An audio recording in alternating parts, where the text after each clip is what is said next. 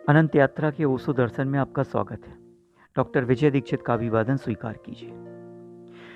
किसी ने पूछा ओशो से कि सुंदर देखने के लिए क्या गोरा होना जरूरी है या काला व्यक्ति भी सुंदर हो सकता है। इस पर ओशो ने क्या कहा, पूरी जानकारी के लिए वीडियो को आप अंत तक देखिए। और हाँ, यदि आपने अनंत यात्रा चैनल को सब्सक्राइब नहीं किया है तो फटाफट सब्सक्राइब कर लीजिए और नोटिफिकेशन बेल पर ऑल को क्लिक कर दीजिए ताकि हर नया वीडियो आपको सबसे पहले और लगातार प्राप्त होता रहे। ओशो कहते हैं कि ध्यान रहे, शरीर का सौंदर्य मान्यता और धारणा की बात है। ओशो ने कहा, एक सौंदर्य है शरीर का, वह केवल धारणा की बात है, वह कुछ और नहीं है, यह सिर्फ मान्यता की बात है।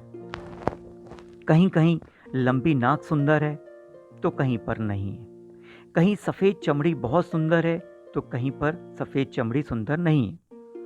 अभी मैं एक अमेरिकन विचारक की किताब पढ़ रहा था। उसने लिखा है कि सफ़ेद चमड़ी जो है एक तरह की बीमारी है। वह खुद भी सफ़ेद चमड़ी का आदमी है, लेकिन बड़ी हिम्मत की बात लिखी उसने लिखा कि सफ़ेद चमड़ी जो है वह एक तरह की बीमारी है, क्योंकि सफ़ेद चमड़ी के आदमी में कुछ पिगमेंट कम रहते हैं जो काली चमड़ी के आदमी में नहीं होते, या यूं कहें कि काली चमड़ी के आदमी में कुछ पिगमेंट ज़्यादा होते हैं। जीवन की सुरक्षा के लिए यह बहुत जरूरी है।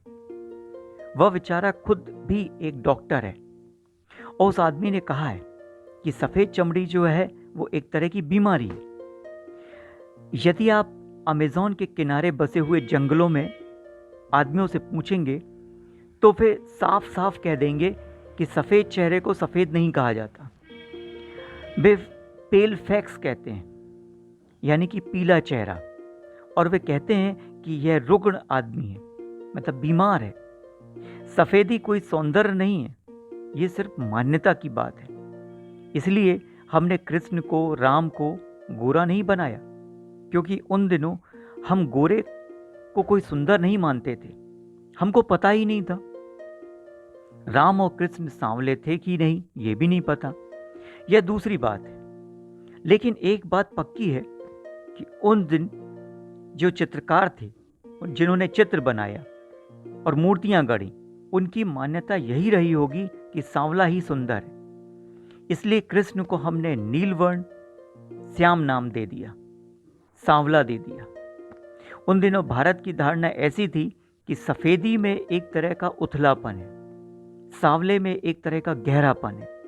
जब नदी गहरी हो जाती है तो सांवली हो जाती है, जब आकाश से बादल हट जाते हैं तो आकाश सांवला हो जाता है। जितना गहन और गहरा होता है उतनी नीलिमा छा जाती है। तो उन दिनों भारत की कल्पना थी सौंदर्य की, सांवले की।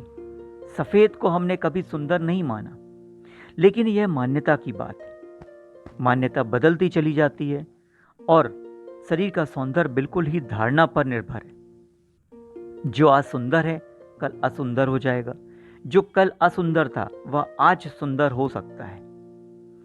बस इतना ही सौंदर्य के बारे में ओशो ने कहा। इस वीडियो को आप शेयर कीजिए, लाइक कीजिए, अनंत यात्रा चैनल को सब्सक्राइब करना नहीं भूलिएगा। इसके साथ ही डॉक्टर विजय दीक्षित को आज्ञा दीजिए। धन्यवाद।